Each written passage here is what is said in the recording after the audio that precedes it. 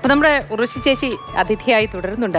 ചേച്ചിക്ക് പ്രിയം തിരുവനന്തപുരത്തെ ഓണമാണല്ലേ. ഒരുപാട് നാടുകളിലൊക്കെ താമസിച്ചിട്ടുണ്ട്, അവിടെ ഓണം ആഘോഷിച്ചിട്ടുണ്ട്. എങ്കിലും അത് ഞങ്ങൾക്കറിയാം, തിരുവനന്തപുരമാണ് ഏറ്റവും പ്രിയമെന്ന്. പിന്നെ ഇന്നത്തെ പോലെയല്ല, അന്നൊക്കെ ഓണക്കോടി എന്നത് നമുക്ക് ഒരുപാട് പ്രധാനപ്പെട്ട ഒരു കാര്യമാണ്. അത്രയും വിലപ്പെട്ടതായി നമ്മൾ ഓർക്കുന്ന ഒന്നാണ് ഈ ഓണക്കോടി എന്ന് പറയുന്നത്. കാത്തിരുന്ന് കിട്ടുന്നതാണല്ലോ ഈ ഓണക്കോടി. ചേച്ചിക്ക് എങ്ങനെയായിരുന്നു ആ ഓണനാളും കോടിയും ഒക്കെ, ആ ഓർമ്മകൾ കൂടി?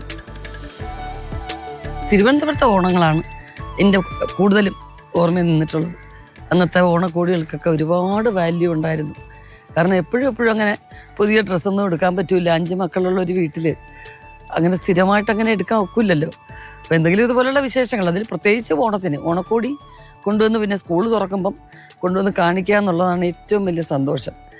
അപ്പം എനിക്ക് പിന്നെ ചേച്ചിമാർ 2 പേരും ഇട്ട ഡ്രസ്സിൻ്റെ ബാക്കിയാണ്, അവരുടെയൊക്കെ ഡ്രസ്സാണ് കൂടുതലും ഉപയോഗിക്കുന്നത്. ചെറുതാവുമ്പം ഞാൻ ഇട്ടല്ലേ പറ്റുള്ളൂ. അപ്പം പുതിയത് കിട്ടുന്ന ഇങ്ങനെയുള്ള സന്ദർഭങ്ങളിലാണ് ആ സദ്യ.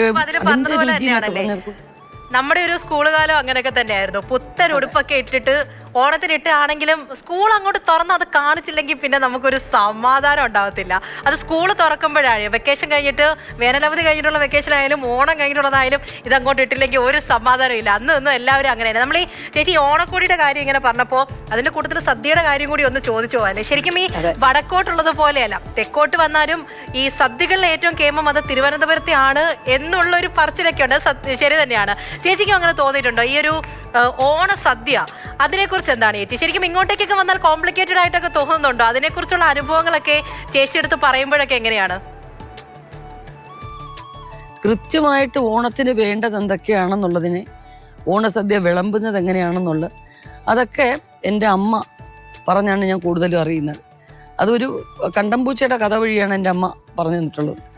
അപ്പോൾ ഉപ്പ് വിളമ്പി, പിന്നെ ഉപ്പേരി, നാക്കലയിൽ ആദ്യം ഇഞ്ചിക്കറി, നാരങ്ങാക്കറി, മാങ്ങാക്കറി, പിന്നെ അങ്ങോട്ട് വരിയായിട്ട് കാളൻ, ഓലൻ, എരിശ്ശേരി, പിന്നെ പുളിശ്ശേരി അവിടെ ഉണ്ട്, കിച്ചടി, പച്ചടി, കൂട്ടുകറി, മെഴുക്ക് വരട്ടി, തോരൻ, പിന്നെ ചോറും പരിപ്പ്, പപ്പടം, നെയ്യ്, പിന്നെ അധികം സാമ്പാർ. അങ്ങനെ പോയിട്ട് പ്രഥമൻ്റെ കൂടെ എന്താണ്, പഴമാണോ പപ്പടമാണോ?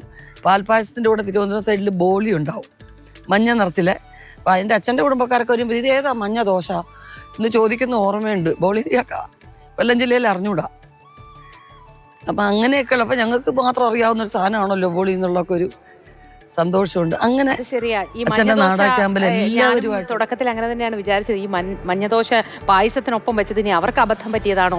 ഈ അബദ്ധം പറ്റിയത് തെറ്റിദ്ധരിച്ചൊരു ബാല്യം എനിക്കുണ്ടായിരുന്നു. അങ്ങനെയും ഒരു ബാല്യം, വല്ലാത്ത വിചിത്രമായ ബാല്യമായി പോയി. പക്ഷെ ഞാൻ അത്രയും തെറ്റിദ്ധരിച്ചില്ല. നല്ല മധുരം ഉണ്ടായിരുന്നു, അതിന്റെ മണമൊക്കെ വന്നപ്പോൾ എനിക്കിതൊരു പ്രത്യേകതരം ദോശയാണ് എന്ന് ഞാനും ധരിച്ചിട്ടുണ്ട് കുട്ടിക്കാലത്ത്.